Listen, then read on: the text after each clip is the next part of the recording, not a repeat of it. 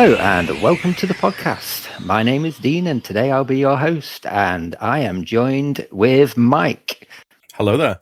Hello Mike, you all right? I'm good, how are you? Good, and I'm also joined with Hilly. Hilly, hello, you all right? How are you doing? I'm all good, thank you kindly. Now this is the first episode of the podcast, so it's going to be a bit shaky and we're just going to do a bit of a, not a getting to know you kind of thing, but just talk about last year's games, I reckon, and it'll give the listener an idea of what kind of games we're into. Because as Mike, you were saying off camera earlier, we've got quite a varied taste in games, I reckon, between the three of us.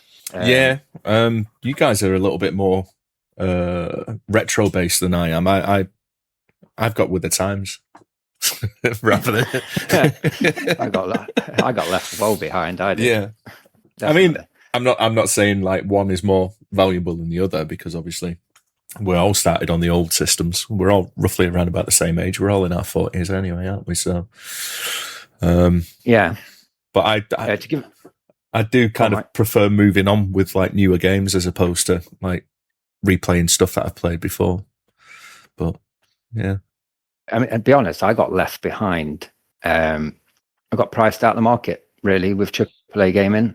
But I guess we'll talk about that a little bit later on in the episode.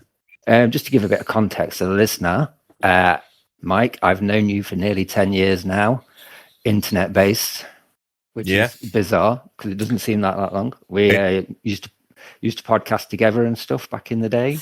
We did. When I did the Untitled Film podcast, we had you on a couple of times, and through Get to the Chopper as well. We kind of we got to know each other through that. COVID, man, it's done a fucking number on everyone. Like that like since COVID, time just seems to have been eaten up by something. You look back and you're like, Jesus Christ, that was already 5 years ago. Yeah, it's crazy, isn't it? And it's insane. So yeah. But yeah, and Hilly, I don't know how long I've known you. Too long.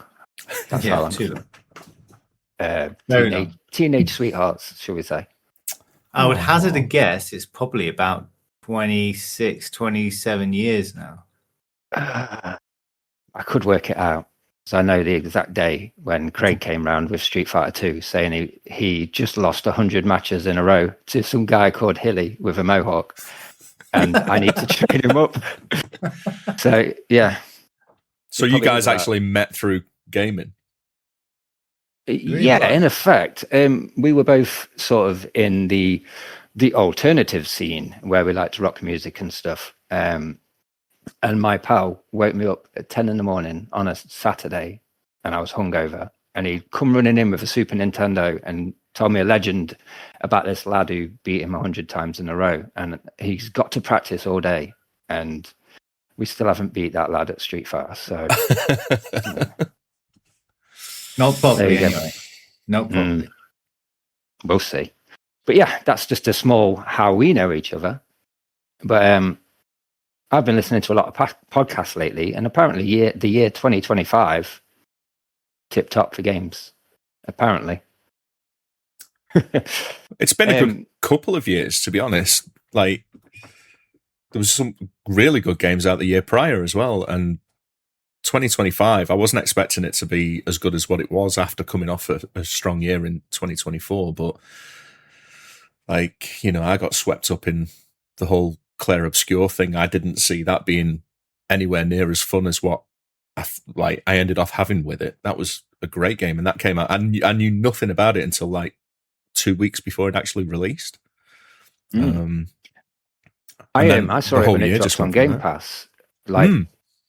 Day one, and I tried it and I was like, yes, I'm going to get into this, and never went back to it, but that's not the point.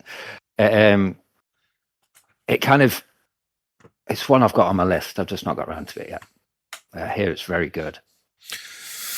It is very good. I would kind of ignore all of the hype that it got, obviously with the Game of the Year awards and all that kind of stuff, because I feel like that can, when be it films or games get that much recognition, it's only a matter of time before the tide turns on it and people start ripping it down because it's, the popular thing and people start hating on it.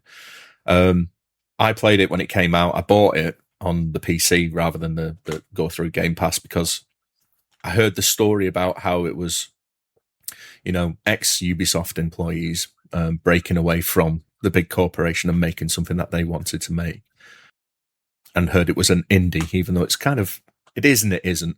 And I was like, yeah, well, if I'm going to support any games this year, it's going to be that kind of story that I'm going to support the devs behind. So I ended off buying it. Loved it. Absolutely loved it. I've never had the feeling that I had playing with that since like Final Fantasy VII back on the original PlayStation back in the day. That's the vibe that I got while I was playing it. And it reminded me so much of that.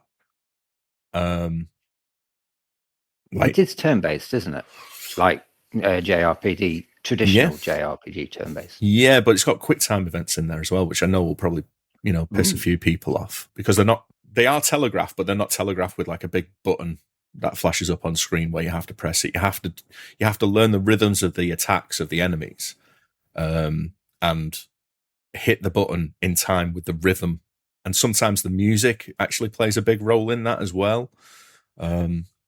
So it's kind of active. It's kind of like, is it Paper Mario or Mario RPG? Or Super Mario RPG, yeah. On steroids, because there's kind of like, there's several different methods to countering the attacks. You've got your dodge, and then you've got your parry, and then you've got a jump. You can jump up in the air if it's an attack that's going to land on the ground. And there's another one as well. And if you get all of your characters, sometimes the enemies will attack with multiple patterns, and they'll attack all of your characters at once. And if you are able to do a perfect parry with each one of them, then you'll get kind of like a super counter attack, which will just do massive amounts of damage. And it's impressive to look at. And the sound design when you get one of them is really kind of like, just gives you that dopamine hit. I mean, there's not much I can actually say that hasn't already been said out there about the game, but it's definitely worth playing. But it's definitely worth playing on your own terms, because like I said, I didn't even have that game on my radar for 2025 until like literally it came out. Gave it a shot, and such a good game. Probably my favorite game of the year, but I'm kind of torn on that because the other ones, Death Stranding 2. No, Death Stranding 2. Completely, really? Completely opposite game, but I'm kind of torn as to which one I prefer. The Death Stranding games just always look a bit slow for me. I don't know. It's kind of part of the charm. Kojima, I'm not down with him. Yeah, he's very Marmite. I played the first one, and it was a very, very slow burn. And it was very wacky, and it was very Kojima, and it had all of his mates in there. You had Mads Mikkelsen in there. You had Guillermo del Toro, Nicholas Winding Refn. They all showed up in cameos as different characters. And it's just like a game where you just spend 80% of the time just walking from point A to point B, balancing packages on your back. And it just, when you boil it down to that kind of description, it doesn't sound interesting. But I got wrapped up in the story, and the second game improves on the first game in the fact that it gets you into the story a lot quicker, and it gives you everything that you need a lot quicker. So you're not spending... Walking. Well, if you want to do that, and you can do, but it gives you access to the vehicles that you can unlock at a much earlier point in the game than what the first one did. So it's more accessible because, they've obviously listened to the criticisms of the first game and kind of like addressed that. But the story is what got me through this one. Again, it was kind of like they introduce a new character played by Elle Fanning, and, where that story goes with her character and Higgs, who was the villain of the original game, like, it's so wacky and so out there, but weirdly has a strange emotional core to it, which I wasn't expecting from a Kojima game. And by the end of it, I was just kind of like, holy shit, that's actually kind of like got me in the feels a little bit, and it's pulled an emotional reaction out of me. And I was like, I was not expecting that from a Death Stranding game, but that's what I got. And that's why that's kind of on par with Claire Obscura as kind of like my two favorite games of last year, because that also had an emotional beat towards the end of the game as well. And it's what elevates them from games into kind of like, something a little bit more for me. But yeah, loved them. I've never had an emotional reaction to a game like that at all. There's been a couple of films that have got me, and like DIY SOS, that gets me every time. But games, I don't know. I don't really play dialogue-heavy games, to be fair. So that's probably it. But I don't know. I've never had that. And I'm kind of jealous of that, to be honest with you, Mike. Well, Kojima structures his games in a very cinematic way. And, I don't think it's any accident that there is that kind of emotional core in that game. If you can get by all of the weird shit that he throws in there, which I understand is a massive hurdle to some people. And like, if you can't get past that, then, it's probably worth just moving on to something else. But I think if anyone's curious about it, or they've just looked at it and they're just kind of like, oh, that's the guy from The Walking Dead and Blade 2 and that scruffy looking dude. And he's just walking from point A to point B, being a postman. What is he, fucking, Kevin Costner in The Postman or something like that? It's just, it's a weird concept for a game, but for me it worked. And I don't know, I don't know why it works, but it works. So, yeah. I'm laughing at you because of the walking thing, but I've spent, I don't want to say how many hours, but I spent a lot of hours cleaning stuff this year on Power Wash Simulator. That I don't get. I knew this was going to come up, and I don't understand it. So please tell me what I'm missing with. So I put it on. It came onto Game Pass. I'd never buy that game at all because to me, the same. Why? I've got a jet washer. I've got a patio. I could go and do that. So I put it on for a laugh, just like with the missus, like, oh, look at this. And then I cleaned the first level, and then the missus went to bed. And then I cleaned the next level. And I was like, you know what? I kind of get it. It's really hard to describe. So what it was doing, and what it's done ever since, is I wait for the kids to go to bed, and I wait for the missus to go to bed. I turn the telly off. I turn the lights down low, and then I put Power Wash Simulator on. And if you've not seen it, it is literally what it sounds. You've got a jet washer. You don't even have to pull the trigger because you've got auto fire. So you just press auto fire and it fires automatically. You can select how wide your water jet is, and then you just go to work cleaning this thing. And what it does to me is it turns my brain off, and it's like doodling in a way. And if you get a piece of paper and a pen, you just sit there and drawing away. It's like that. You just clean in lines, and then you come back down on the next line, and then you. I'm doing this for about 3 hours a night. And I don't know what it is, but it turns all thinking off, but gives me the dopamine hits because it's like popping up like chair clean, ding, the window's clean, ding. And I'm like, yeah. Right. And then there's a window, a big window on the front of the house. I've cleaned the whole wall. I've cleaned the window. The wall's clean, ding. Door's clean, ding. Why is the window not clean? There's a little bit of dirt on it. So then I have to go to the shop and buy a soap nozzle, put that on, give it a spray of soap. Honestly, I've probably put about 100 hours into number 2 this year so far.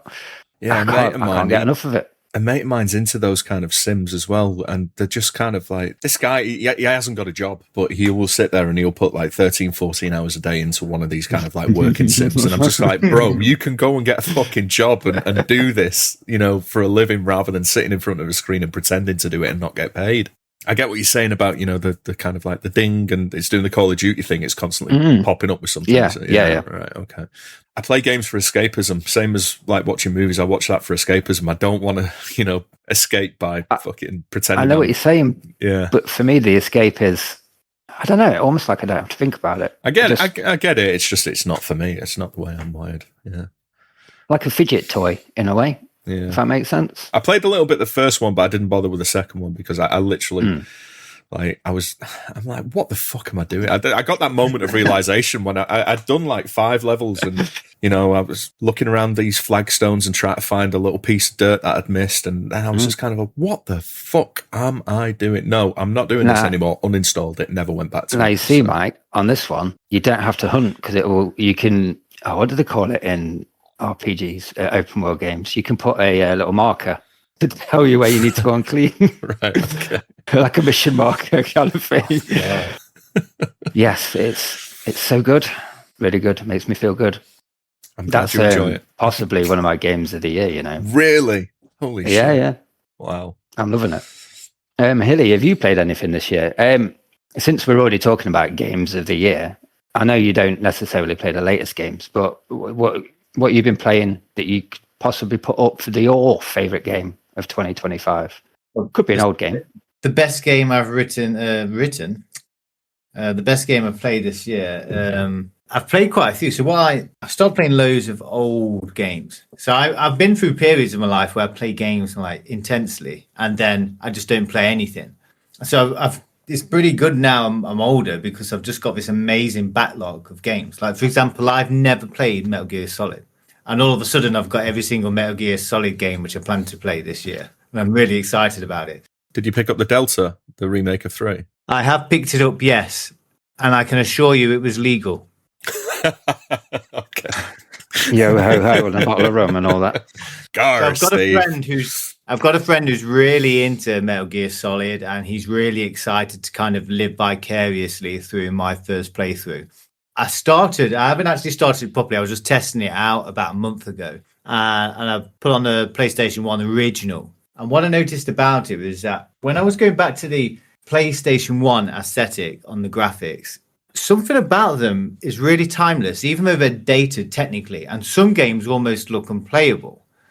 But they're such a beautiful aesthetic to like PlayStation 1 games. Metal Gear Solid just has this real kind of, I think it's because there's a lot of blacks on the screen. It's weird to say that, because when PlayStation came out, I hated the 3D graphics. But now, going back emulating, I'm going through the PlayStation catalogue, loving it, because I never played any of them. Well, there's a really good mix here, I think, in the PS era, and it kind of stopped in the Dreamcast and GameCube and Xbox original era, I think, where there is just detail in the graphics on the, like Tomb Raider, for example. I've actually gone through, do you know the Tomb Raider remasters that released a couple of years ago? I've been playing the original Tomb Raider as well, and that's been phenomenal. And what I did notice is that you've got these very specific graphic styles, but you've also got like the blackness. There's always a lot of black, like a dark black screen. And it's like it's the theatre of the imagination plays and fills in this blackness for you. So when I recall playing Tomb Raider 1, in my memory as well, when I was like 17, I think, when I played it, all the blacks were filled in. And when I like went back into it to like in the summer, I was like, oh my God, there's like no background almost. There's so much darkness. You got to remember, back then you was using a SCART lead on a CRT as well. It was, those CRTs hid a lot of faux pas and stuff. It's amazing what they were doing. I think they also rounded everything perfectly. Oh God. Yeah, they did. Yeah, I think because like obviously the technology was kind of like limited back in those days. You know, when they were making those kind of games, the more kind of like adventurous games, pushing the limits of what the actual consoles could do. They had to, rather than just rely on graphics and the pixels that they could push, they had to rely on the atmosphere for those kind of games, and that's why you remember games in a certain way. I could have sworn there was something in that corner there, but like you say, it was probably just a shadow that your mind put something in there. And the atmosphere is like kind of what's missing from more modern games now compared to stuff like, the old Tomb Raiders. Metal Gear Solid was and still is a great game. I prefer absolutely, PlayStation 1 version to the... What's that, sorry? I was just going to say, I prefer the PS1 version to the Twin Snakes re-release that they put out on the GameCube a few years later. Because it re-release? So the PlayStation 1 one? It was a remake, yeah. And they added a first-person view. I remember being excited for it on the GameCube because I was a GameCube guy back in the day. And it didn't have that kind of like, I don't know, there was just something missing. So have you actually started Metal Gear Solid, or you just... No, I was just testing it out to make sure the work, and like I just had a brief go on it. This was only last month when I did it. My friend also told me that the remake on the GameCube has got a rejigged soundtrack, much like a few of I think like the Resident Evil 1 director's cut has a rejigged soundtrack, which is like really, really bad. The gameplay is actually better. And he was like, no, it's just not as good. Just play the original. So you're playing on the original hardware, or are you playing it emulated? No, I'm playing it emulated, yeah. Okay. I'm really enjoying it because I missed out on the entire PS1 era. I bought a PlayStation 1 when I was like 17. And I had like Tomb Raider 2, Tomb Raider 1, that was on my Saturn, Final Fantasy 7, and one of the International Superstar Soccer games. And that was it. That's all I played from the PlayStation 1 era. all of a sudden it's like, wow, there's quite literally about 100 classic games from that era which we could go through, and I'm really really enjoying that. But yeah, like going back to like what I've actually been playing, so I've been doing like a lot of the PS1 era games, and then what I discovered, and this is probably what I've enjoyed more than anything. Now, I played Half-Life 2 again this year, which I hadn't played in about almost 20 years, but I also played Fear, which was released very similar time. Like, do you know what Fear is, Dean? I do. Remember it? Yeah, I remember it looking absolutely amazing. I never played it, but first-person shooter, but ghosty kind of thing. That's it. Is it? So it had that like Ghost Girl, the kind of grudge style Ghost Girl, which was really popular in the early 2000s. And oh my lord, that game was incredible. I really, really enjoyed that. Like the AI, for example, is better than most AI of games I've played in the last 10 years. Absolutely phenomenal AI. Loads of atmosphere, really good controls. It's like, yeah, that's probably the best game I played last year, and that was Fear. And that was sort of revisiting something I hadn't played in a very, very long time. And it reminded me of stuff which is far better in the past, and then things which like just aren't as good. Like, some things were terrible, to be honest. A lot of things were terrible from the PlayStation 1 era, but I remember another game a bit like Fear. It was, I think it was on the DS. We had to go and take photos of ghosts, but I can't remember what it was called now. Is that Fatal Frame? I played that last year. Yeah, it's really good. Wow, that was a really good game. Have you played that, Mike? No, I haven't, but I have seen. I've seen it. I've never played. It's scary. They've done quite a few of them now as well. I think they're on like number 4 or number 5 now. It's just still going. But yeah, I think on about number 500. They did loads. They really milked it in Japan. But yeah, they seem great. I played the first one for about like 6 hours, and just got life passes you by, and you forget to go back to a certain game. But that was great. That was really really good. Tough as well. I forgot how hard games were as well. Like, didn't hold your hand or anything like that. Mm-hmm. Yeah, no checkpointing or nothing. Oh yeah, the checkpoints in Fear are brutal, absolutely brutal. So, oh no, I've got to do this again. What, really? I've got to test my skill again. Oh yeah, it's absolutely. And Half-Life was very much like that as well. I forgot just how difficult Half-Life 2 was. And obviously Half-Life 2 starts a very specific narrative in computer games, like that passive narrative where you're hearing like audio logs. Because I'd forgotten. I remember thinking that the game which started that like modern narrative where you hear something and you press like a tape deck or something like that. I always thought it was like BioShock. But it's in Half-Life 2. It's probably done before that. I don't know if that's the original. Half-Life 2 was the first game to do the whole game in engine, cutscenes in engine. No, was Half-Life 1 the first one? One of the Half-Lives was the first game to do the whole game in engine. No CGI or anything like that. No cutscenes. But I'm pretty sure System Shock would have had data logs and stuff before that. And then you got like Shadowrun on the Super Nintendo that had stuff like that in it. Completely different game, but I wouldn't. That'd be an interesting thing to look at. First game to build story through collectibles and stuff. Yeah, I always assumed it was BioShock, the original, and it turns out that Half-Life preceded that by like 3 years. Well, Half-Life 2, should I say, and Half-Life 1 probably did it. I haven't played that. 3 years? Do you think? When was BioShock? I think it was more than that. It's Xbox 360 era, right? Mm-hmm. So Half-Life 2 release date was November 2004, and BioShock. That opening to BioShock, while you're looking, Hilly, that opening was amazing back in the day. Crashing that plane into the water and then just swimming up to the lighthouse. Oh, come on. Do that all day. Yeah, that looked really good. Water's always been difficult for games to get right. It's fun, like, traveling through time in these emulators and watching how water effects have got progressively better. And looking back to something like Zombie Revenge of a Dreamcast, and like it had really nice water, and I remember that being like the defining thing about the game.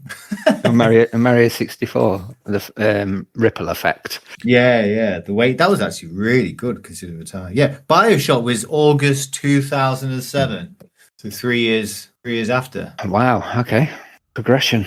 I remember the first time I was actually impressed by how good water looked was again going back to the GameCube. It was a Wave Race when that came out on there. I thought the water effects on Wave Race looked really good. I think they still look okay today. But yeah, because I've always been a console guy up until recently when I made the jump over to PC. I haven't played Half-Life, haven't played Half-Life 2. I am about 90% of the way through Half-Life Alyx, though, so I've completely gone the wrong way about doing the Half-Life games. But that's a phenomenal game. It's Alex. amazing. That's phenomenal. Is it really? Yeah. That is good. That is VR, right? Yeah. You can play it. There's a mod so you can play it flat. Yeah, but that's not right, is it? It's not the same thing, is it? I mean, you know what I mean? I can't imagine playing what I have of it so far. Like, I can't imagine playing it just as a standard game, because so much of that game is built around, the mechanics of VR and being able to kind of grab things with your hands with a flick of the wrist and all that kind of. It's so good. So good. Oh, Dean, genuinely, you can throw things in the air, catch them, and then throw them again. Like, you could literally pick up like the explosive barrels or something, like throw them in the air and then like shoot them in the air. Shoot them. Yeah. Oh, it's so good. So it was like, that is how VR should be done. And like, you need a lot of space though when you're doing that kind of stuff, because you're flailing your arms around. So you need a decent sized living room if you're going to be doing that, because you're definitely going to punch the TV or punch one of your kids or something. Yeah. You know what I mean? So scary as well. Yeah. Atmosphere in VR is scary. Yeah. Especially when those things are just jumping at you out of nowhere. It actually makes you react and kind of like, try to dodge. And you're like, hang on a minute, what am I doing? They're not actually there, but so good. And the way it tricks your brain. Yeah. That is a phenomenal game. That is, if you want to sell someone VR, just put them in Half-Life Alyx. It's like games used to be made. But then they'll be so disappointed, because it's kind of like every other VR game I've played since Alyx, it isn't anywhere near as good, and you kind of like, oh right, okay. That's the high watermark, and it's so high that everything else is just kind of like trailing behind it of what I've played so far. Exactly why I've not jumped into VR yet, because it's a lot of money for me to just sit with a helmet on playing Sonic the Hedgehog. Do you know what I mean? I can't do it again. I really can't do it again. Because if there was like more games like Alyx, totally I'd be interested. But I mean, there are games that kind of like, have similar mechanics, like the Walking Dead games and stuff like that, but they're just nowhere near the level of what Alyx is, which is a shame. Seems like it's more of an experience than gaming. Yeah, in a way. Yeah. I can't believe you've not played Half-Life 2. I was console at that point, and I never bothered with and it didn't come out in the orange box. Yes. Yeah, it did. Yeah, with Portal. I was not interested at that point. I was on the Call of Duty hype train at that point. So. Yeah. Well, you're in luck, because last year they released an update for Half-Life 2, which basically rejigged some of the graphics. It's not a complete overhaul or anything like that. It literally just freshens it up, and also allows actual controller support, which the original didn't have. I do actually own them. I've got the Black Mesa. Right. I've got that. I've got the original Half-Life, and I've got Half-Life 2. And my plan was to play them on the Steam Deck, but I've just not got around to them because other things have just kind of like got in front of them. But I do own them, and I will play them at some point. Yeah. You can tell the labour of love. A lot of love went into that game, and that literally was just a bunch of like guys who just loved computer games before they started to become like contractors and stuff like that. It was just a team of people who just loved games and were just playing around with new things, and it just worked. Yeah, fantastic. But even though I played that, I still preferred Fear. Right. Which is something which I don't think, many people agree with me on that. It didn't take me back anywhere, because it stands up today. But it was just like, it's fun. And the shooting was just fun. And there's nothing really to distract you, because there's a lot of corridors for the jump scares and stuff like that. It's just fun. It doesn't rely on anything like extra. It's just a nice, fun, scary game, which basically is just a military shooter. But yeah, that was there was a lot of. There was something going on with shooters at that time, because there was Fear, and then that Black something came out. That was quite good. Obviously, the Call of Duties started coming around then, and Medal of Honors. It was just a bit of a wave of shooters at that time, wasn't it? But yeah, I need to play Fear, because I remember but I never played it. Probably because I'm just looking at Fear now, and I'm just I remember the game cover, but I had no interest in it at the time, because it was around the time of Crisis as well, wasn't it? Just around that time. Just before Crisis. Crisis. It's like 2004, I think. Crisis was 2006. Yeah, or so you've got your Halos and stuff like that as well around that time. So yeah, big time for shooters. Well, games advanced year on year back then. Remember, like if you think about how quickly we went from, let's just say, Zelda, The Wind Waker, to 4 years later you had Mass Effect, which was just insane. The progression from that to that, like every year, just saying to have insane progression, which kind of just halted a bit after like 2016. Kind of only so far you can go, isn't there? Really. But then you say that we said that before, didn't we? And then they went further. So before, like 2D, but there's only so far you can go. Oh shit! Now it's everything's 3D. So yeah, they'll figure something out. Oh, and what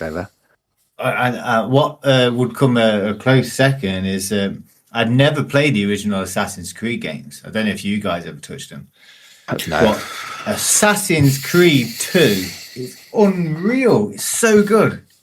So good. And the sequel to Assassin's Creed 2. So Assassin's Creed 2 is basically like 3 games. And I finished Assassin's Creed 2 and then I finished Brotherhood, which comes after that. And that's one of the best soundtracks I've ever heard. But yeah, they were really good. And I used to look down at them when I was like a snobby gamer in the past. Used to be like, what? You just hold up to climb up stuff. Oh my God, no, that was a phenomenal game. Really. Assassin's Creed has had a hard rap, hasn't it? Yeah, yeah. When you said that, I thought, oh, fucking hell, Assassin's Creed. I've never played one. So I don't know what they're like. But... I've played a couple of the early ones and I've played a couple in the middle as well. And like just fell off them so hard because they became just too much like busy work. Yeah. And it's just, yeah. Ubisoft were just pushing out like all of their games at the time. Just felt exactly the same. Here's a massive map, and we're just going to fill it with the same old repetitive mission structures. You know, the 5, 6 main core types. We're just going to, you know, structure the map out in such a way that you go to this area and you do, you know, 20 or so of that mission type, 20 or so of that mission type, and then you go to the next area and you do exactly the same thing, rinse and repeat. And I was just like, this is not for me. So that's called the Far Cry template. Yeah. I've never got on with Far Cry neither. So come on, Far Cry 2, where you can get malaria. Come on, brilliant. Hang on, Far Cry 2 is a completely different game to the rest of it. That's yes. A legendary game. But then when they got to 3, they went into the Far Cry template mode, which was like the exact same template as Assassin's Creed. You know, you got to free the thing is though, Far Cry 3 and 4 are like genuinely fun, but they're kind of mind numbing. You're never doing anything. There's 2 things to do. You free like a fort, or just like a little like village. So you go in there, shoot the bad guys and liberate the village. And then there's like, yeah, like Mike was saying, there's like 20 of them to do. And then there's like a couple of side missions and then the main mission. But yeah, it's just so repetitive. It's like mind numbing. Let's be honest. You don't run in there shooting people to liberate the village. What you do is you get to the village, you see it, and then you crouch. You're in stealth mode. You get your bow out. Every game that's got this, and then you go, and you just take them all off in a circle. And you've done the whole village in stealth mode, and you get that many perks on your stealth that nobody can see you. I did this on Skyrim as well. Just spent the whole time crouching. That's all I do on those games. You are 100% right. That's how Far Cry works. I think that's the actual sound effects as well. Far Cry in a nutshell. Yeah. So is there any games from last year that you played that you were hyped, really hyped, but then just couldn't get into it, and you perhaps tried it a couple of times, but you just couldn't, you wanted to love it, but you couldn't love it? Anything like that? A lot of the games that I played last year, I have put a lot of time into. Like, so I've always bounced off the Yakuza games until Infinite Wealth, which just so happened to be another turn-based RPG. And for some reason that one clicked with me. And then Pirate Yakuza came out last year, and I thought, well, I enjoyed Infinite Wealth. I know a little bit more about the characters now. Let's go into this. And I enjoyed that as well. But I fell off it after a while. I didn't finish it. They drag on a bit, don't they? They do go on a bit, yeah, but they're just kind of on the right side of wacky to kind of keep you going. Yeah. But Pirate Yakuza, that one felt a little bit grindy towards the end. I was like, right, okay, I'm ready to not see any more of this, and just moved away from it. But there was just so many games that were coming out, and I've put loads of hours into them. The one that I'm disappointed with, and even though I've said that I've put a lot of hours into it, is Ark Raiders. Like, that game is so overrated for me. A mate of mine is just completely into it, and we play in duos a lot, but I just don't get it. The only reason I'm playing it is because I'm playing with him, kind of thing, and he wants to play it. Yeah. But that game is just... It's shit. It's fucking shit. I don't... so many good things about it. Honestly, I do not understand the hype behind it. I think the inventory system is cumbersome. I think the crafting system is a waste of time. You spend more time after... So if you go... It's an extraction shooter for anyone that doesn't know, which means you get dropped into a map. There's enemies in there called Ark, which are these either flying robots or kind of mecha things that are walking through there. They will kill you instantly if they see you and you don't have any decent armor or weapons. They will absolutely fuck you up. Even to the point of, like, if you're having a fight with an actual real person in these maps, because there are, you know, other people that you encounter in there who are all doing the same thing as you. They're trying to loot, trying to find blueprints to improve the weapons and all this kind of stuff. You get into a fight with one of these people, because if you're not playing in solos, everyone's aggressive. Duos and trios, everyone's aggressive. They see something, they'll just start shooting at you. But I've been told it's such a friendly, nice game and the great community. Yeah. Fucking not the reality at all if you're playing in duos or trios. Every man for himself. So you get into a fight and then all of a sudden, like, 3 bots will just spawn over your shoulder that you don't see, and they'll absolutely rattle the fuck out of you and you die. Not because you're having a fight with an actual player, but because bots have just decided to come and grief you. And it's so frustrating. So you lose all of your shit if you die in the round. And then you've got to spend 10, 15 minutes putting together another fucking loadout, because you can't save a loadout. You can't save weapons that you've crafted. You have to craft everything again from scratch unless you've already crafted it and have it sitting in your inventory. So you spend more time in between rounds than you do in the actual fucking map. It's mad. Overrated. That reminds me of it.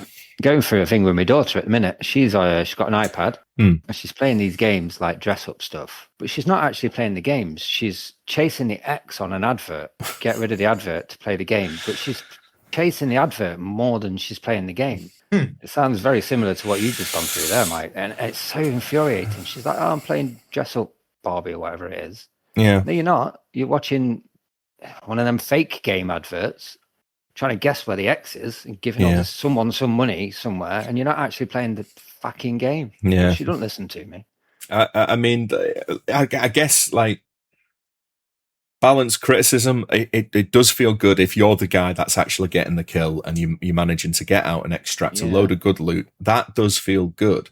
But there's so much of the negative, and I'm not a bad player at these kind of games. You know, it's not as if I'm not the best, but I can hold my own in a kind of, like, you know, third person or first person shooter.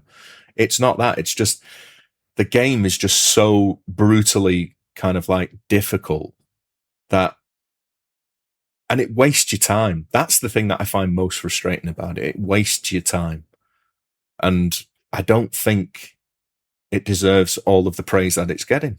I genuinely, it feels like a game that's in beta. It doesn't feel like a finished, polished game, because there's so many quality of life features that you would expect in this kind of game that are just missing, like the whole inventory system and the crafting system. It's all bare bones, and you spend way, way, way too much time doing all of that shit than you do actually going in and actually playing the game. And the server desync is unreal as well. The amount of times that I've shot someone and, you know, there's just not been any hit regs or anything, and they've just turned around. Like, it's not as if, like Call of Duty, you walk around a corner and the bullets still follow you around. You can literally be inside a building and you'll die from shots that were fired when, you know, it's so Quake freestyle, that is. I fucking hate it. And I know there's a lot of fans out there for it, and I'll probably cop a load of shit for this, but no, I think it needs to come out of beta and actually, you know, get a little bit more polish and try again. How fuck again. I don't know, mate. I think people have just kind of, like, just latched onto it, and after the whole kind of, like, marathon thing, you know, and the backlash that that kind of got. People were just ready for an extraction shooter, and this one came along, and they've just latched onto it and become very tribal about it. And like, if they enjoy it, more power to them. But fuck, man, like, just to ignore the kind of glaring issues that game has is kind of like, come on, don't waste my time. Fuck that praise though, aren't they? So yeah, problem. Yeah, I would much rather play Helldivers, but none of my friends have all bounced off Helldivers. I prefer that as an extraction shooter over Arc Raiders, but. I've got it. I've never played it. It's good. So, yeah, it's good, but it's like any extraction shooter. It's like they're a time sink, and unless you're kind of ready and committed to put that time into it to, get the better weapons and, level up your stats and your abilities and stuff like that, you fall behind really quickly. And once you fall behind, you're fucked, because you're going into games where, people have got all of the high level loot, they've got the high level weapons, the high level abilities, and they've got the skill points, and it makes an already difficult game even harder, Extraction shooters, man, they're not for me, I don't think. Anyway. I can't say I've ever played one. There's some lads at work tried to get me to play Tarkov a couple of years ago. And I looked at a video on it, and it looks good, but not for me at all. The only game I would assume that may be considered an extraction shooter that I've played is Hunt Showdown. I've played a little bit of that as well. Really like that. Yeah, it's a really good game, that is. Arc Raiders plays like Hunt Showdown, but it's like Hunt Showdown for me is nowhere near as frustrating, and I guess that's probably down to, I don't know, it's just a more established game, so they've ironed out some of the wrinkles in Hunt Showdown now. It's like, how many updates has it had and all that kind of stuff. So that's much further down. Old. Yeah, it's much further down the roadmap than Arc Raiders. So maybe Arc Raiders will get to that point, but I don't think I want to follow that game for, 5-10 years for it to actually get to that point, because I find it so frustrating. So frustrating. Just the amount of time that it wastes just by building weapons. And then you go into a game and, instantly you die. Like, I spawned, we ran maybe 50 yards in the game, and then there was 2 people, because we'd spawned partway. So the game doesn't spawn you at the start of a round. Like, you can spawn 10, 15 minutes into an existing game. So people could be around you when you spawn in. Me and my mate, we spent 10 minutes putting a loadout together, ranking the weapons up, putting attachments on them, all that jazz. Spent a load of kind of like resources from the inventory doing all of that. Get into a game, run 50 meters, and there's 2 guys just sat in a fucking bush. And, they instantly saw us. They weren't the friendly type saying, "Hey, Raider, over here," all that kind of shit. They just shot us. So that was just 10 minutes waste. I'm going to get angry again, but nah, let's just move on to another game. Well, I just didn't like the art style. Like, I had a look at it because a lot of people are going on about it. And even the, when you search it on Steam, even the I don't know what do you call them, like title pages, whatever. Anyway, like the box art kind of thing in Steam, I was like, oh, that looks ugly. It doesn't. I wouldn't say it has its own identity. There's nothing about it that stands out amongst the crowd. Even the kind of skins that you can buy in the store through the points that you earn and all that kind of stuff.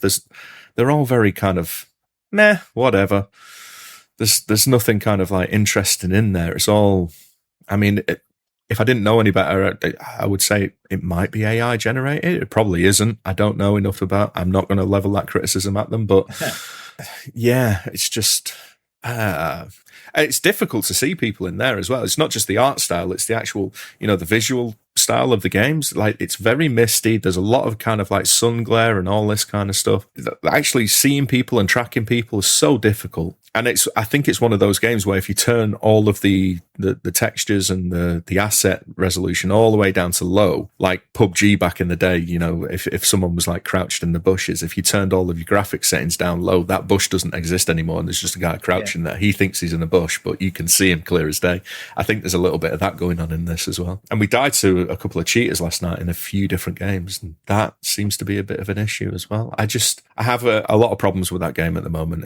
I don't find it enjoyable, but I'll probably end off still playing it because my mate's on the hype train and he's enjoying it, and the social aspect of the game will probably drag me through for a few more hours on it. But yeah, you just hate yourself while doing it. Oh yeah, I go to bed so angry. just fuck that game, fucking dare it. Playing it again, why do I keep doing it? Yeah. So Yeah, I'm not really giving it a go. It's not. Do you know when someone starts to tell me how much effort you need to put into something? I'm immediately like, I can't. I just don't have the time now, sadly, to invest too much effort on like a multiplayer game. If I'm gonna have game time now, I'd rather just have something really easy to play, like PUBG. Yeah. I recently installed Walkabout Golf again, for example, which so good. Johnny, actually, Mike. Yeah. Yeah, I think you're well behind on a couple. I'm like at least 3 maps behind, and I'm pretty sure you'll be even further back than that. So yeah, I didn't play it last year. Yeah, so yeah, definitely behind. Yeah. And a lot of stuff I just want to sit and play a story. I think we need to go back, actually, Dean, to the beginning of the podcast when you said you haven't had an emotional reaction to a computer game. I find that crazy. Not at all, no. And have you played Final Fantasy VII? Yes. Do you want to know my honest thoughts on Final Fantasy VII? Oh, I don't think I do. Hot take incoming. Let's go. I find it very boring. Okay. Very, very boring. Now, so story time. When I was growing up, I wasn't a very good reader. Oh, okay. Right. And I can read, just not amazingly well. And when I do, it doesn't put any emotion into the voices for me. I'm just reading words. Yeah. Better now. But when that came out, not at all. And I found turn-based fighting immensely boring as well, because it's just press and attack all the time. Don't feel like that now. But at the time, yeah, not my kind of game at all. No, I can completely understand.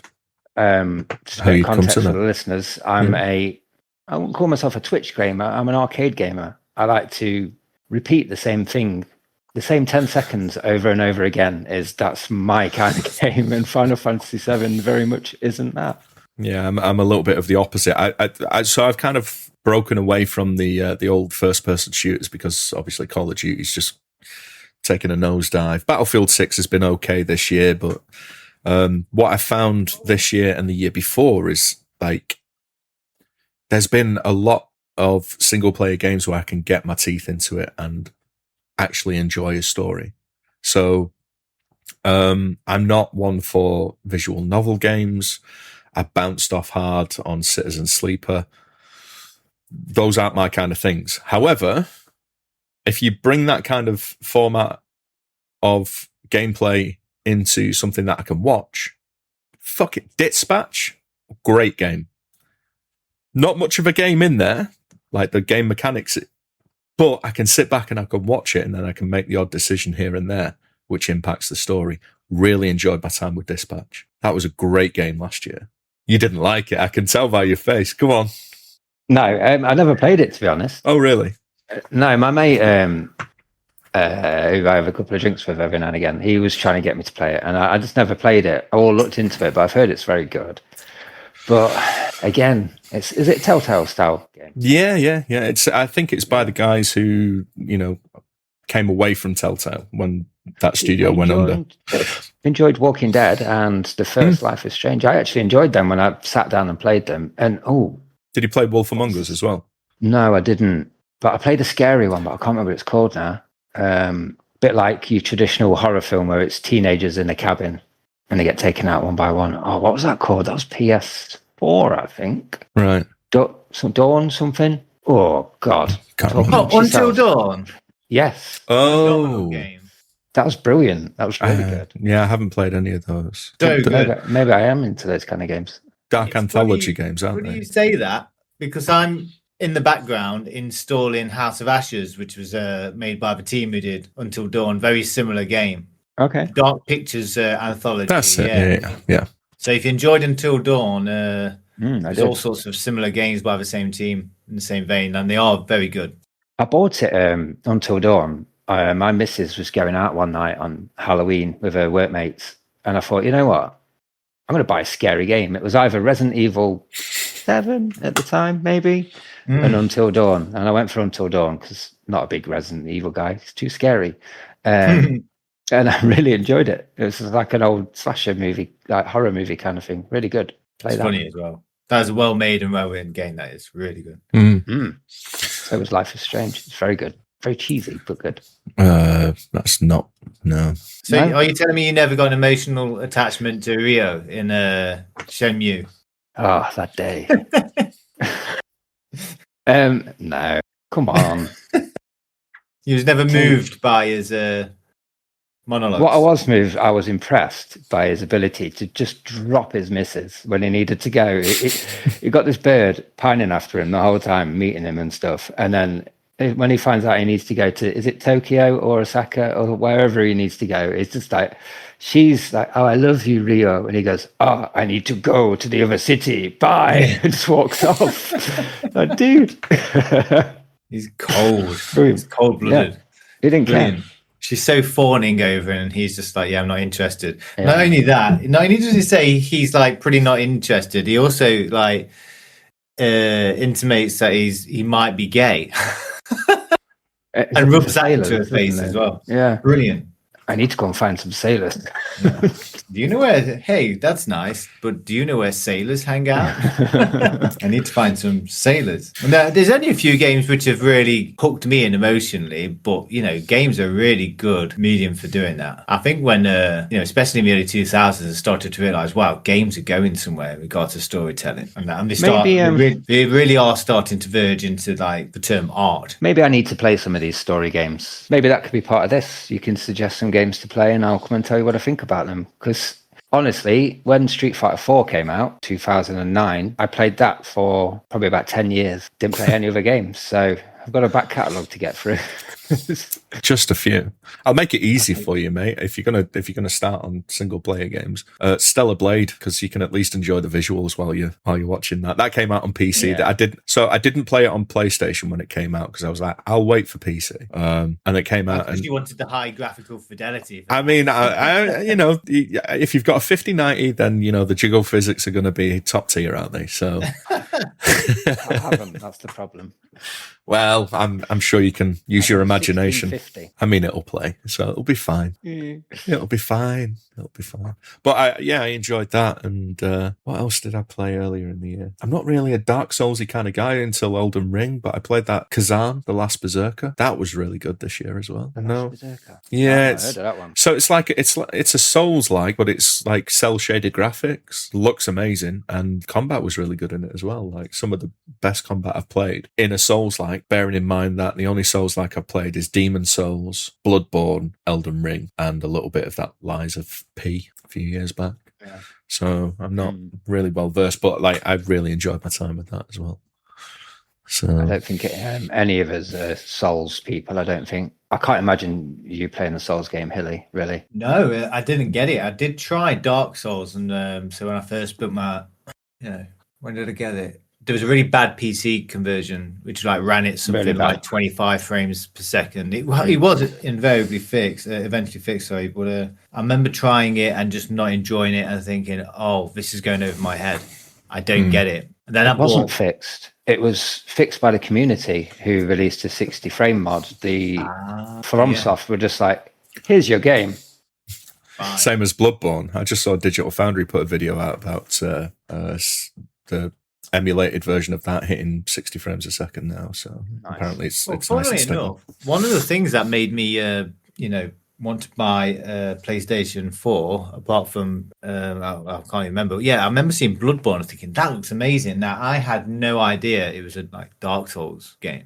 Right. And I went out and eagerly bought Bloodborne and was so confused about why this game was any good. I just didn't get it. So the aesthetic is really nice. It's really me. So I was like, yeah, this is going to be something amazing. I just didn't get it. Again, I spent about 6-7 hours thinking this is really bad. Like this shouldn't have ever been released.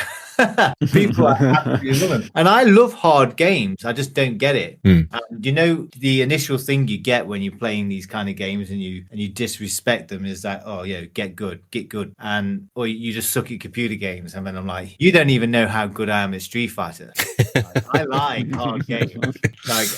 I can nerd it out with the best, but with that, I just don't get it. And I think it's the lack of conventional storytelling in those kind of games as well. You just just kind of like you dumped in the, you know, wherever you land, and you just have to go, and everything in every corner is ready to kill you, but you don't know why. And you kind of find that out as you progress through the game through, you know, the environmental storytelling as opposed to narrative storytelling. You know, they're very, very light on those. So if you're used to kind of like traditional storytelling in your games, and, you know, you're not getting that, and you're also getting your ass kicked off everything, it's very easy to just kind of like nope out on those games.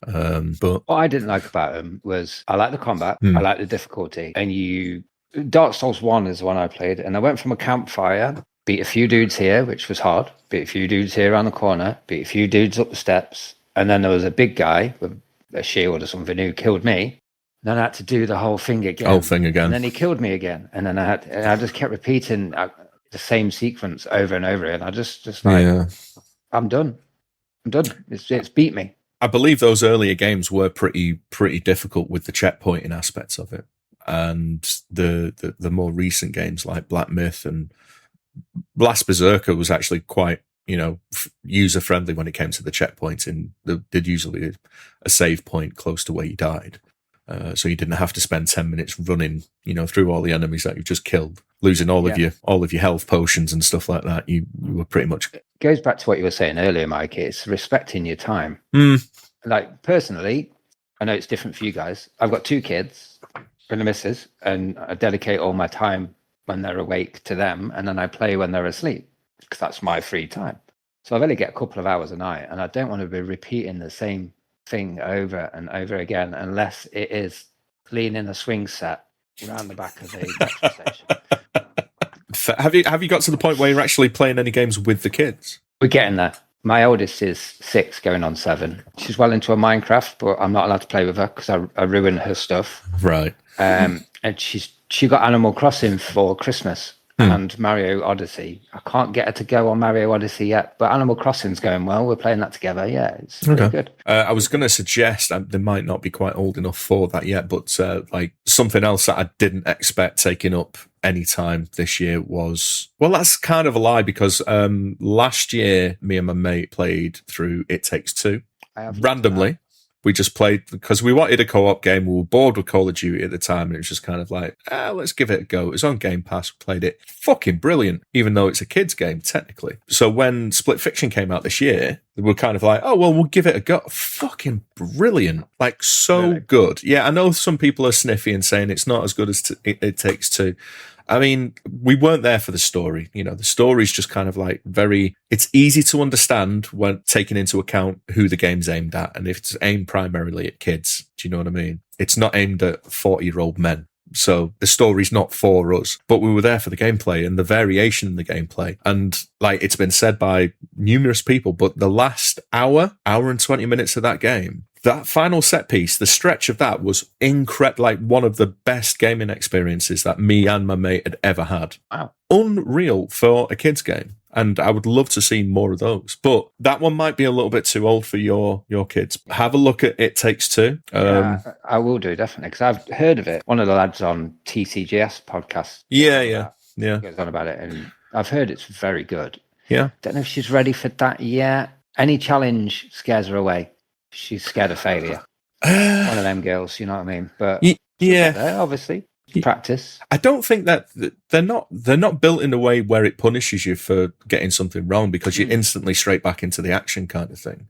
Yeah. So like if someone falls off a platform, the game instantly loads back up and you start right from that point. And if you're sat next to it, it's just kind of like, okay, swap the pads over and you play my character, I play as yours. You know, that might be worth having a look at. I'll check it out because I think that's out on the Switch as well. I'm not sure how the performance is on the Switch. Don't bother me around here. Oh, right. Fair enough. If it means not buying another Xbox pad to play 2 players with her, I'm down with that. Yeah. So, obviously, she's not bothered about frame rates and stuff. So Yeah. Weirdly, I mean, we said this in our WhatsApp chat the other day, but weirdly, like I've got a Switch 2 sat there and it's just kind of not even entering into my head about the games that I've played on that this year. You know, we're sat talking about 2025 and the greatest things that happened. And who would have thought that Nintendo would release a new console and no one's mentioned it? Yeah. I think it's the lack of games that are driving it because, like, Donkey Kong Bonanza's fun and I enjoyed it, but I've not finished it because, again, Yeah, I've had my fill of that game now. I thought Mario Kart World was several steps back. I'm not the biggest Mario Kart fan in the world anyway, but I thought that was several steps back on Mario Kart 8 Deluxe. See, I'm worried about that because I am a very big Mario Kart fan. Just there's nothing to do when you're driving through the open world. There's just no life to it. So see, I'm a time trial fan, so I like the circuit based round and round and round. Yeah. World doesn't offer that, I guess, with it being open world. It might do, but I fell off it before I found out. Fair enough. That's probably kind of underselling yourself there a little bit, Dean, by saying that you're a time trial fan. You are like very, very good. Funny enough, talk about Mario Kart. Because I've got the emulator system I've got at the moment, I discovered the delights in the summer that is Mario Kart Wii. Yes. And that... Wait, hang on. Did you discover Mario Kart Wii or did you discover Mario Kart Wii modded? Oh, no. So I've just got Mario Kart Wii. So maybe some more delights. And I was going through a different Mario Kart, really enjoying them. And I think, it's always good. It's always been good. Although... sacrilegious as it may sound, I don't like Mario Kart 64. But anyway, I put on the Wii version expecting nothing. Yeah, face palm. Expecting nothing, and immediately I was like, "Oh my god, this is exactly how Mario Kart should play. It's perfect." Mm-hmm. Yeah, and I didn't know it existed as like a good game. I looked into it, and apparently, it is one of the versions of Mario Kart. Absolutely phenomenal. Hilly, did you know when we lived together, you owned Mario Kart Wii because I bought it for you?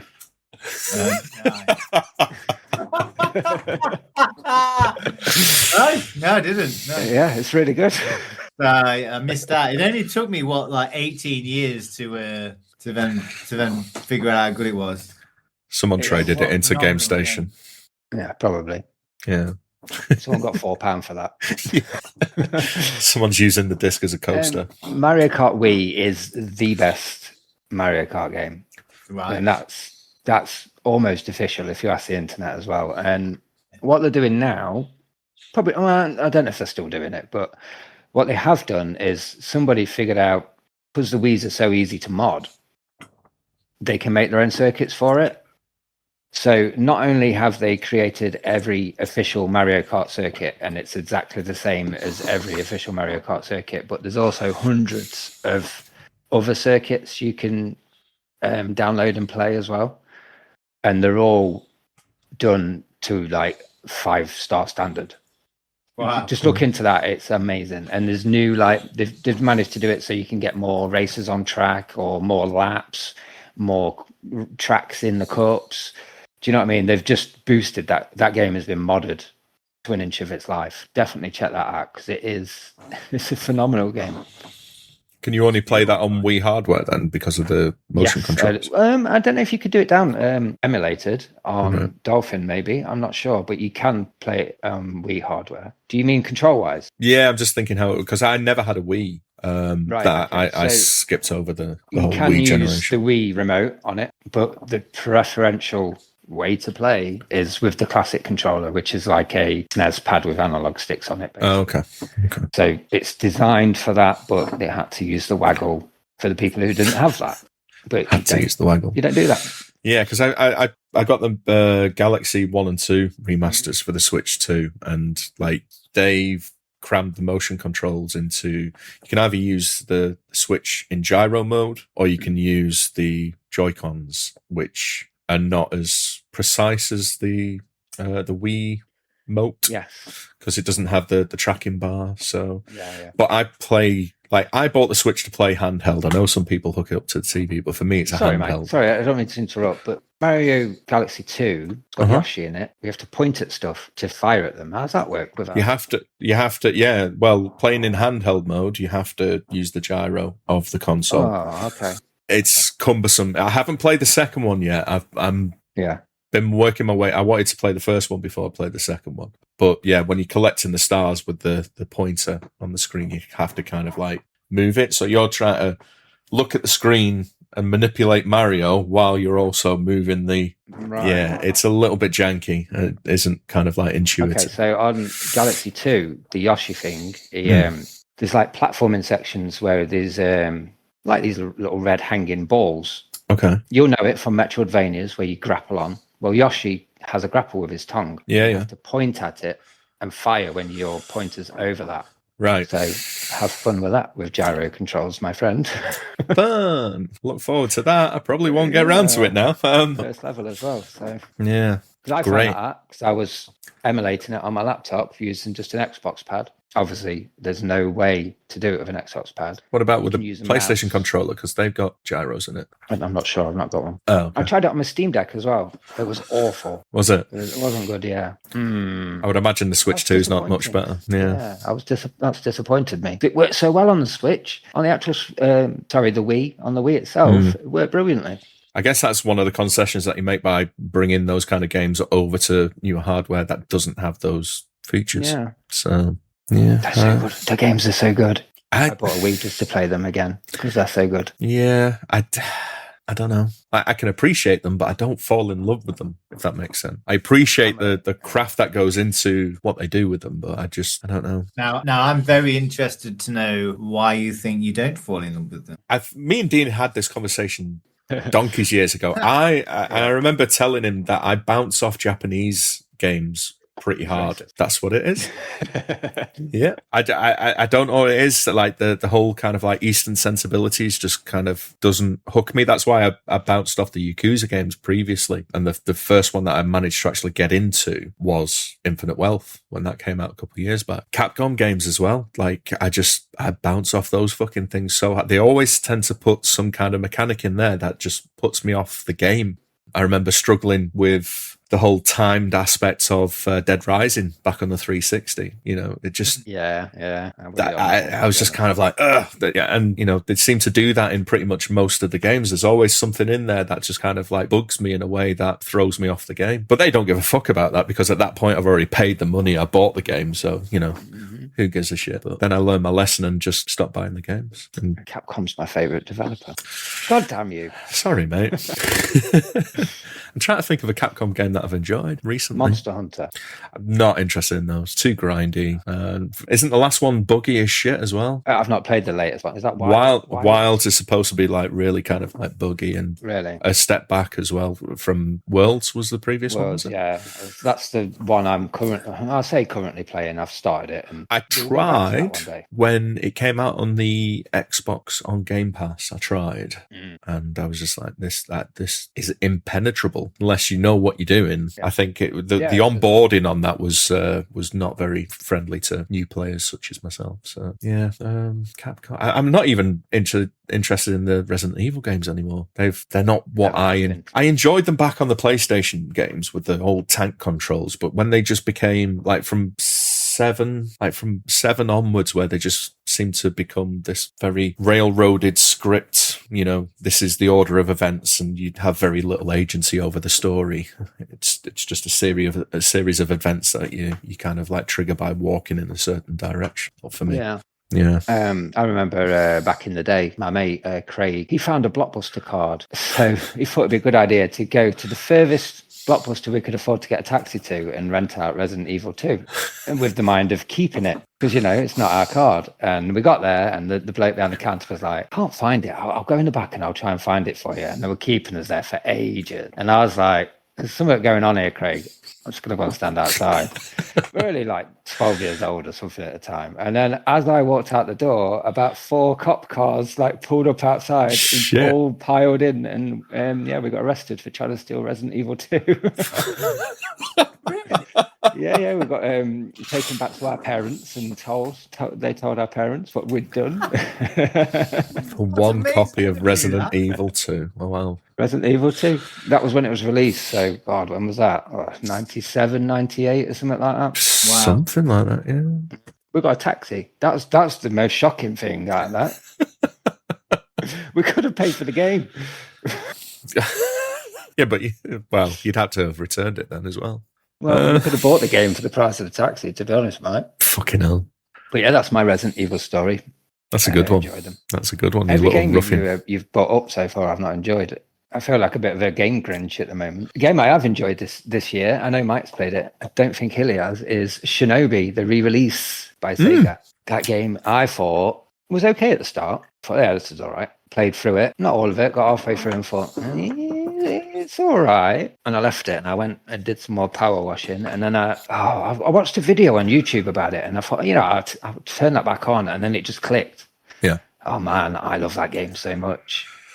The combat in it. Have you guys played Beautiful Joe? Yes, 1 and 2. So That's Beautiful Joe yeah. is anyone who doesn't know, it's based around combat. So he's that fast that you punch someone, punch them, uppercut them, and they fly in the air. Then you can go and punch someone else, and then punch someone else, and come back to the guy before he hits the ground. It's all based around that. And Shinobi sort of did that, but more fluid. It felt really nice to do. Yeah, you can juggle.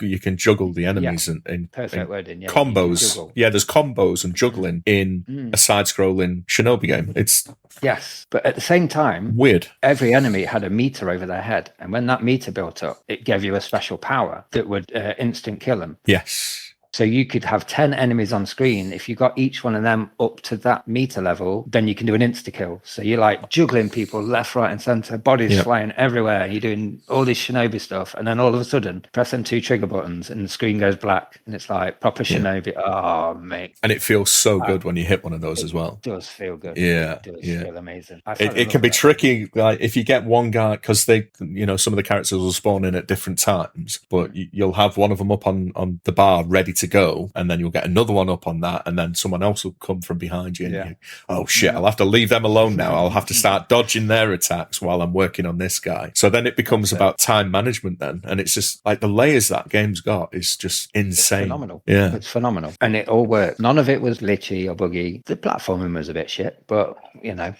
yeah, I mean, you can't have everything, but the rest of it, one of the best descriptions of that game was it's like you're like the Doom Slayer in Doom Eternal, but in 2D form. It feels exactly like that. I was like, yeah, and the art style is just kind of like incredible as well. It's beautiful pixel art. Yeah, you can't beat it. It looks so good on the Steam Deck as well. It does really nice on that screen. I struggle with precision on the Steam Deck though. About being like that. Something about it. For the listeners, I think that is, it's too big. Yeah, I think the D-pad's in the wrong space to use the D-pad, and I think the left analog stick is just a little bit too far away for that. And it's not quite that. I love the Steam Deck. It's opened up like a whole world of gaming to me that I wouldn't have kind of like experienced otherwise. And it was just an impulse purchase, but like the one ding against it is the controls are a little bit imprecise. Right. Yeah. So definitely. The other game that I enjoyed. Sorry, I cut you off. Go on. That's right. You're good. Go for it. I was just, while we're on 2D side scrolls, I was just going to say I played Terminator 2 No Fate. Yes. Really enjoyed that. Right. So I've installed that. Really enjoyed around playing it. You should play it, Hilly. The music in that game on its own is worth playing through. Like they nailed the scenes as well. Just if you've seen the film, even you know what I'm like with films, Mike. I don't watch them. Well, or Terminator 2 when it came out, or when I was younger on VHS or whatever. I've never watched it since. I'll admit that. Whatever. But I remembered every scene that come on in that game. I was like, yes. So they must be that iconic. Do you know what I mean? I remember everything. Obviously, they've elaborated a little bit on some scenes. But yeah, phenomenal game. Really good. It only came out last month. Was it last month? November, was it? No, December. It was December, because it got pushed back a few times while they were adding things in. And people have been a bit sniffy saying it's short. And it's like, well, I mean, I don't mind. Like, not every game has to be 60 hours long. Yeah, please. And if you're comparing it to like the games that it's trying to emulate from the 16-bit era, like those games aren't 4 or 5 levels, job done. Yeah, that's it. You can breeze through however many. Like the original Terminator on Mega Drive isn't that long. No. RoboCop versus Terminator, that's not a long game neither. So it's probably around about the same length. But the quality, that's what matters with that kind of game. And this is the difficulty as well. I'm not ashamed to say I put it on easy. I couldn't do it. Yeah, I was listening to one of the developers was on was it My Favorite Console podcast, and he was talking about how they had to put an easy mode into that. And there was discussions, like some of them were pushing for it and others were like, no, we don't want an easy mode in our games kind of thing, but they they relented and put it in there. And I think the main guy who made it was on Retro Hour. Right. That might have been what I was listening to then. It might have been. Yeah, he was saying the hardcore mode, which is they've got easy, medium, hardcore. Hardcore was what they wanted as the easy That's mode. Right. That's right. Come on. Yeah. Fucking hardcore guys. But I like that there's a progression in there because, like, if you do play it on the easier modes, you're not seeing certain bits of the level or you're not seeing certain enemy placements. So there's a level of progression through you moving up through the easy stage to the, easy money, Hasta La Vista. Easy money, no problem at Hasta La Vista. And is it Judgment Day is the final one or something? Yeah, that's it. You got it. Yeah. And then you've got the branching timelines as well. Once you've completed it, you can go back and I've only done it once, and I did just a standard timeline. I'm hoping that another timeline will open up more of the Future Wars stuff, because that was the part where it had like blasting laser guns and it's all rock music, and do you know what I mean? Like really fast paced stuff. I hope there's more of that. I need to go through again and whatnot, but that's one of those games where I can imagine in like 3, 4, 5 months time, a little bit of DLC will drop and they'll probably add a couple of extra timelines in there, and I'll part with my money on that. Absolutely. Take my money on that. I will support those kind of games. That's for sure. I will buy a copy of the game to make up for you. No worries, mate. Have you ever played Blackthorn, Hilly, on the SNES? What's it called again? Blackthorn. Blackthorn? No, I don't think I've heard of it either. So I had a copy of this on the 32X. Oh wow, 32X. Yes, I was one of those idiots. Yes, I was one of the idiots that bought a 32X. Wow. I had a copy of it, and it would always crash after. I like the cartridge was fucked for some reason. I'd get to I can't remember where I got up to, but I'd get to a certain point, and it would, and then the whole thing would just shut down. So. It's a brilliant game, but Terminator plays like that. It's like a bit like Metroid or what's the other one? Turrican, but a bit slower. It's more slow paced. It's really good. 2D kind of shoot people in the face kind of thingy. Contra, maybe I'd say a bit slower than Contra. You have to play it. It's brilliant. You'd love it. Well, that was another thing that they were talking about on the Retro Hour. They were saying like how the Future War sequences in the game were very much an inspiration from Contra.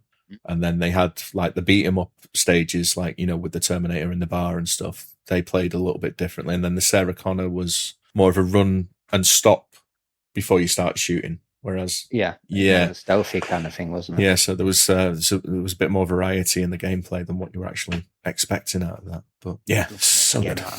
I'm happy just to play them. I've got the skill to make them, so I'll just sit and play them. I haven't either, but I'd love to. I like creating stuff, as you know. I'd love to do something like that. Have the time. I haven't got the time. We were speaking earlier about disappointments. Has anybody ever heard of 2XKO? I've heard of it. Is that the fairly recent beat 'em up? Yeah, it is. Fighting game. Fighting game, my apologies. Yes. So about 7 years ago, Riot teased a fighting game based on the League of Legends. We all know the League of Legends, don't we? Extremely popular. Is it a MOBA? Would you call it a MOBA? Like Dota kind of game? I only know it from the Arcane TV show. I don't know anything about the games. We know it from the Arcane TV show. It's extremely popular. Nerds play it, of course. Millions of nerds play it. So they announced they're going to do a fighting game with all the characters from this thing that makes millions of pounds. And we were all like, yes, please, we'll have some of that. That was about 7 years ago. And they've been teasing it ever since. And what they've done is they've done the 2D sprite graphics. Beautiful, beautiful artwork. But they made it into a 3 versus 3 tag fighter. Right. So if you don't know fighting games, that means you choose 3 characters. 2 characters, not 3 characters. And your opponent chooses 2 characters and there's tag. So say you've got Ryu, you're doing your Hadouken. And when your Hadouken hits, you can tag your partner in and carry on the combo, for instance. But what that does is simplify it down into just basically button bashing in a way. And it got hyped for so long and it had so much promise.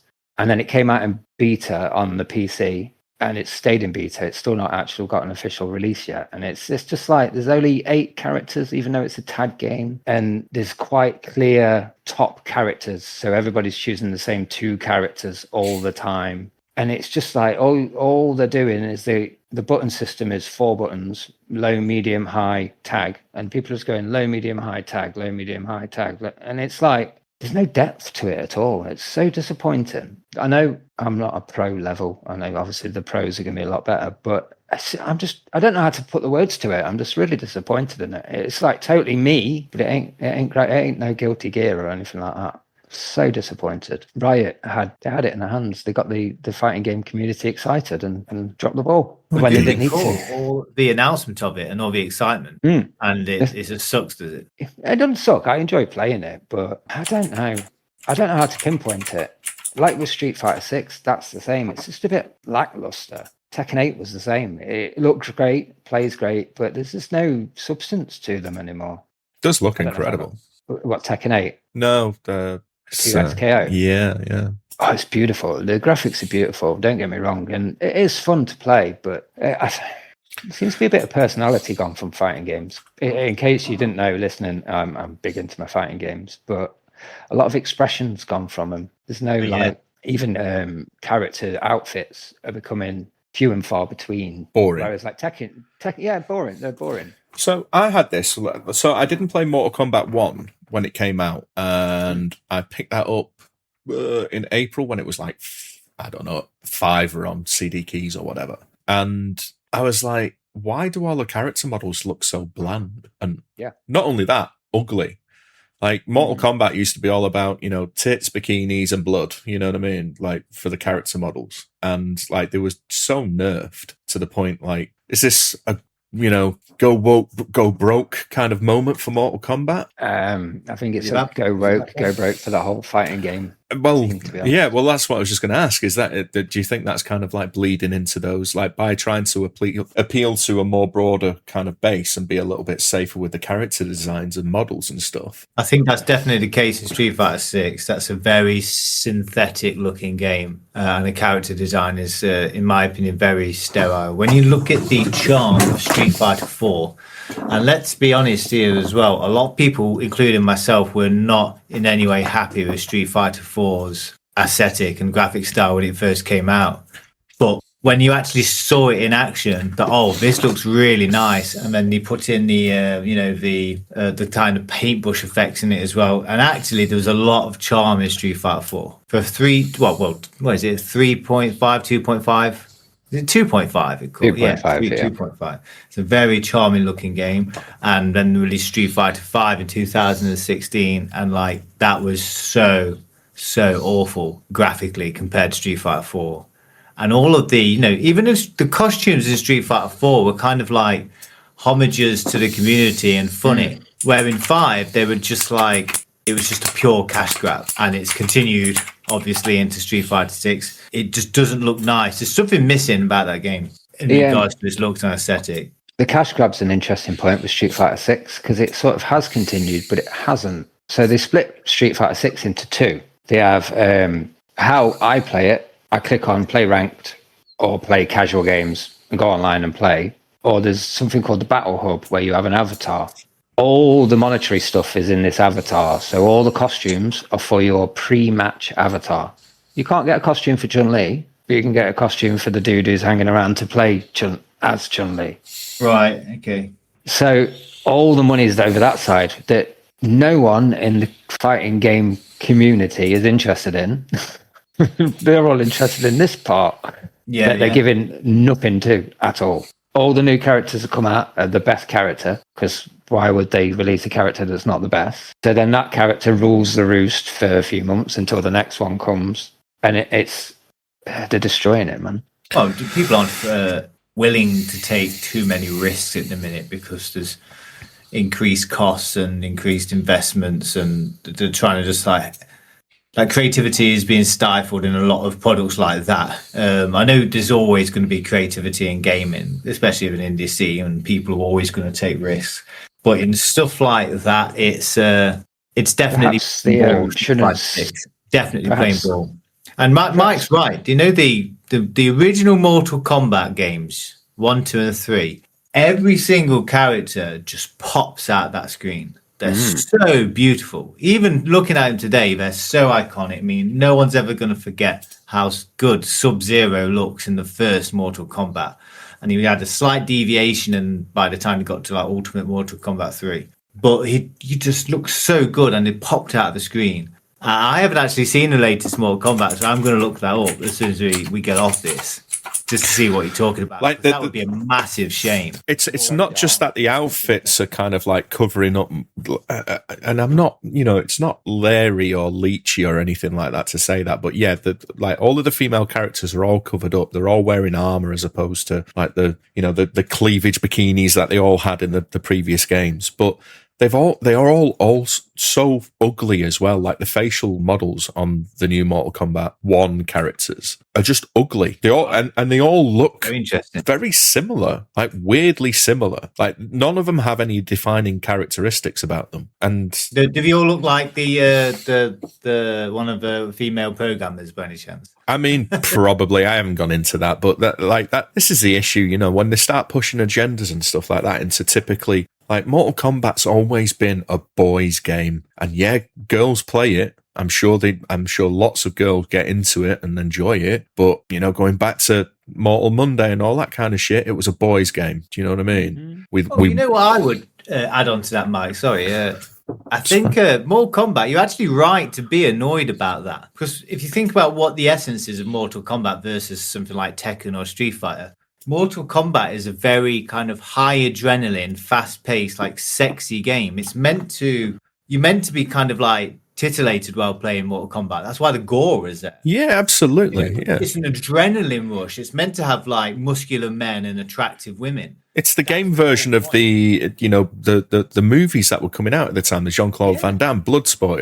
It was we can play this game finally, and it's got blood in it. How sick is that? Yeah, that's it. And now it's just turned into this. Yeah, and the story was so fucking bland as well, introducing like multiverse and stuff. And it's like, oh my god, you're on the Marvel train now as well. Like, come on. Everything about that game was just such a bore fest, man. So, and it's interesting. Fighting game community. We like boobs. Yeah. Sorry, we do. What's wrong with boobs? Prominent female characters. Hilly will know Armika, boobs. Mai from King of Fighters, boobs. Chun-Li, legs and boobs. Give me another Kitana from Mortal Kombat, boobs. Come on. Sonya Blade, Dead or Alive, boobs. They're all with guys. I mean, what can I say? Yeah. I don't know what else to say. But why hide it? Why not lean into it? We're simple creatures. We like that. Yeah, it absolutely. Makes money. But at the same time, I want to see like ripped guys in games. Of course you do. Yeah, because you want to put yourself like, that's me. I'm the one that's pulling off these moves. I am the ripped fucking, Ryu or Kent or whoever. Yeah. You know what I mean? It's those kind of like fantasy elements of it where you get to, it's escapism at the end of the day. Yeah. Don't want a message push. I mean, talking about how they're nerfing fucking female characters in gaming. Have you guys seen Sophie Turner as fucking Lara Croft? No. I've seen a picture. Holy shit. Like, so I've seen cosplays that are better. And this is on like a hundreds of million pound Amazon TV show. Sophie Turner. You know what I mean? They haven't even changed her hair colour. They're like Lara Croft's a redhead now. Oh, okay. So, yeah. And Sophie Turner. I'm looking. Yeah. Oh, okay. I remember Lara Croft had boobs. Yes, she did. Remember Nell McAndrew as Lara Croft? Yeah. So Rona Mitra? Angelina Jolie. I've still got a cinema banner. I used to work at the cinema 20 odd years ago, and I've got a banner rolled up in the tube of the original Lara Croft. Because, why not? Why not? And like Sophie Turner's a very beautiful woman, but she's not Lara Croft. I've just googled her for the very first time ever. I've never heard of this woman. Yeah, I've never heard of her either. She was Sansa in Game of Thrones. Very pretty, but like that is as far removed from Lara Croft. She's very slight as well, isn't she? Skinny little arms. Yeah, she doesn't look like someone who should be going raiding tombs. No, not really. No. I mean, I could do a bit of an essay on Tomb Raider. Tomb Raider is an incredible game, and just revisiting it in the summer made me realize like how good this was, and almost like how accidentally good it was. It really there's a lot of stuff I noticed as an adult versus like when I was just playing it as a 17-year-old, let's put it that way. And like things which I'm not even sure were there on purpose, but the fact that Lara Croft has this really kind of like English attitude. Yeah. In like the fact that she's a bit of a loner, like, you know, like the English, like they're in space, for example. Yeah. She's a bit of a loner. She doesn't really want to do anything other than explore for exploration's sake. And in the first few games, she doesn't explain why. She doesn't need a backstory of like, I had issues with my dad or you know, someone bullied. Because you don't need it. Like You get it from her character. You get it from her attitude. Yeah. Exactly. It's her attitude.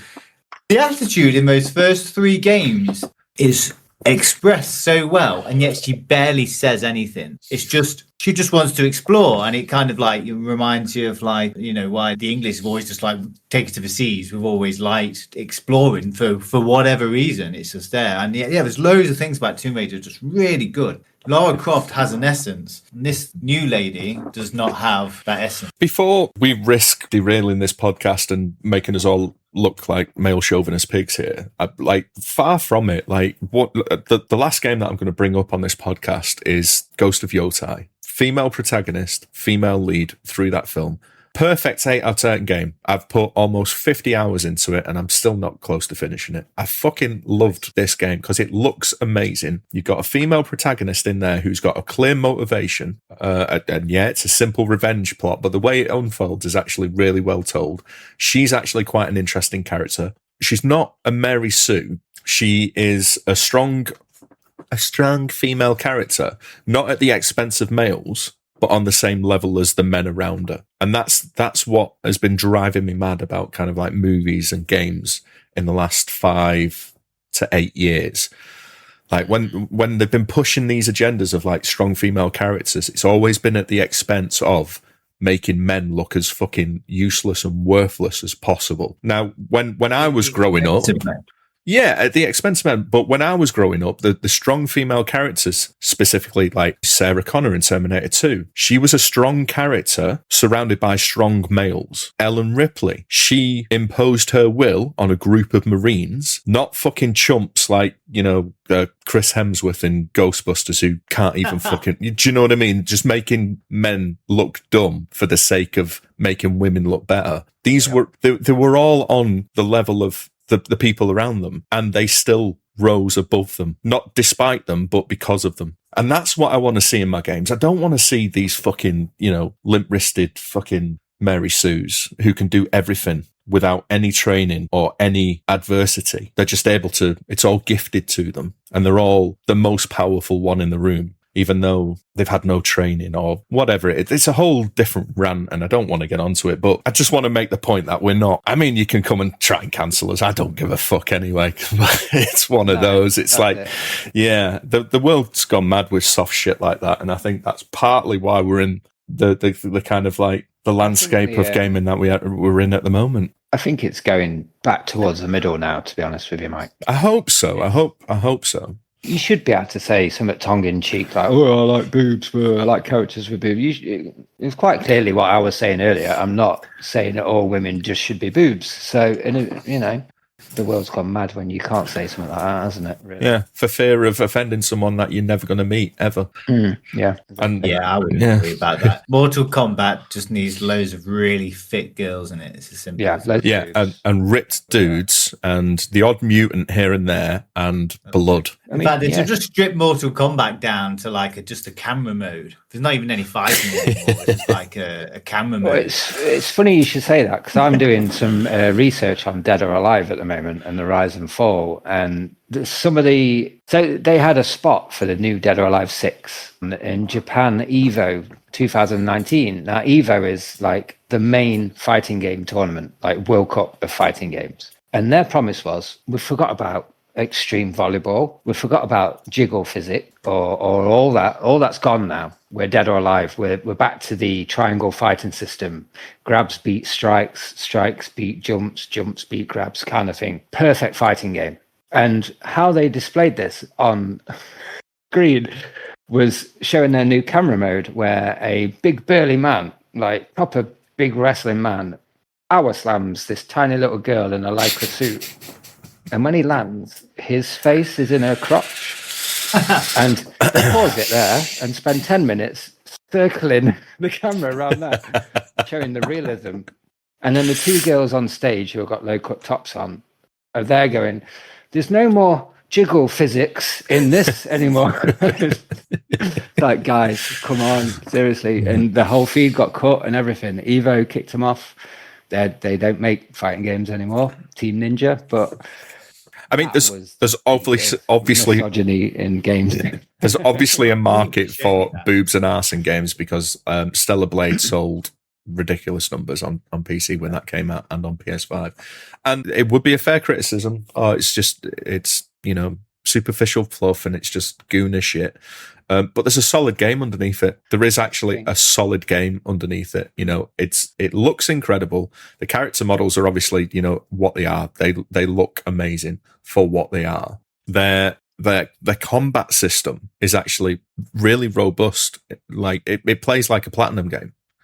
There's a really, really good involved combat system in there, and it's almost as difficult as an easy Dark Souls. So it's not an easy game. You have to learn kind of like... So it's not just fluff for fluff's sake. There is actually something to that game. And, there's a very fine line, isn't there? And I'm going to cross it 1,000 times in this podcast. I know that. 100%. I'm used to that. But it's like Bayonetta. Similar thing. Sexy. She's got all the bits that we all like to look at, but she's powerful, strong. She's her own character.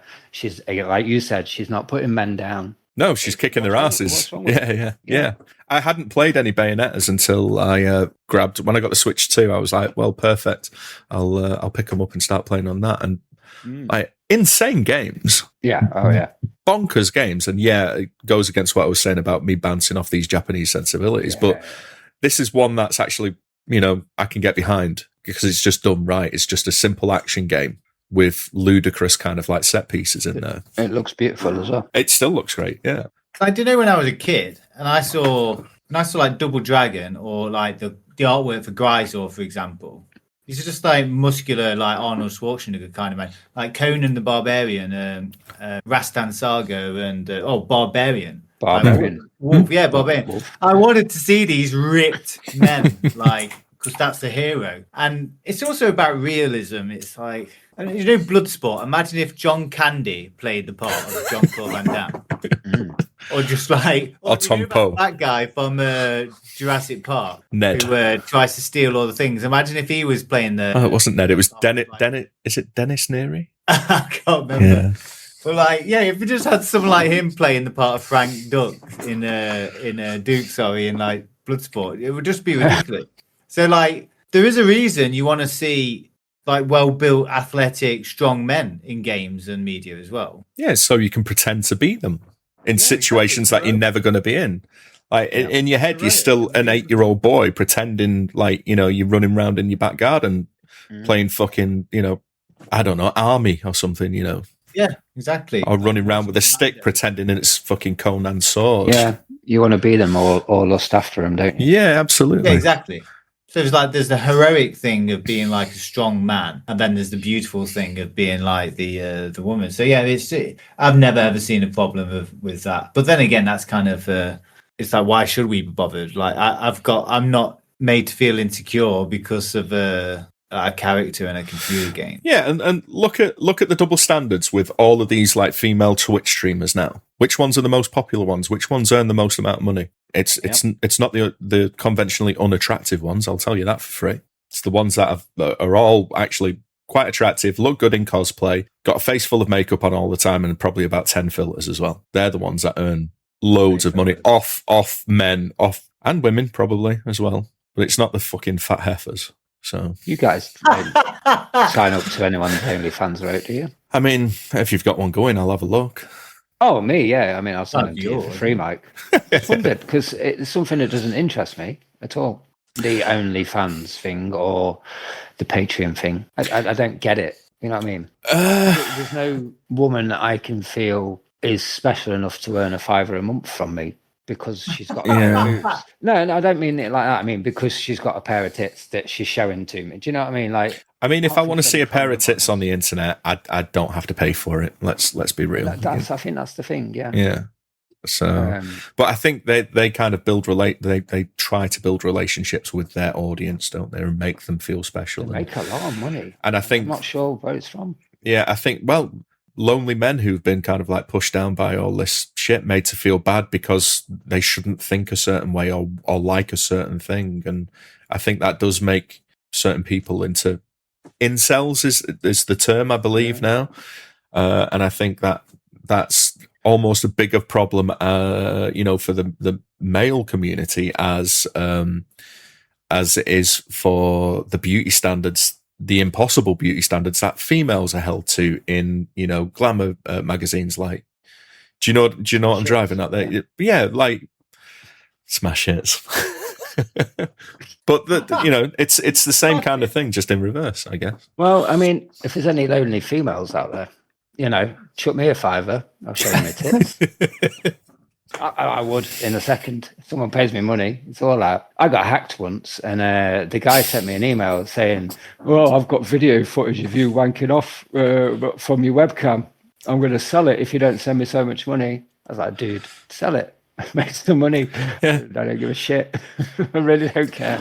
Let's go halves. You sell it, man. Yeah. If you find someone who wants to buy, then you market it. I'll make it. Let's go." He didn't reply to that. So. He probably has got footage of me wanking off with my laptop, but I mean, who hasn't? Exactly. But I think that it's called your blood. That's us, I think that's us in a nutshell, lads. And on that note, yeah. On that bombshell, I think the future episodes will be a bit more structured, I would like to think, but probably tangent off into talk about boobs again. Depends on how much you've had to drink. All roads lead to breasts. All roads. Ideally. It's true. Hopefully all roads lead to breasts and well-built men. I mean, we're... Right. Yeah, literally. That is the first episode of our podcast. I think that will tie it up nicely. Been a pleasure. Yeah, I'm good to go. It's good. Yeah, so I've been Dean, joined with Mike and Hilly, and we'll see you next time. Take it easy. Bye. Ta-ra.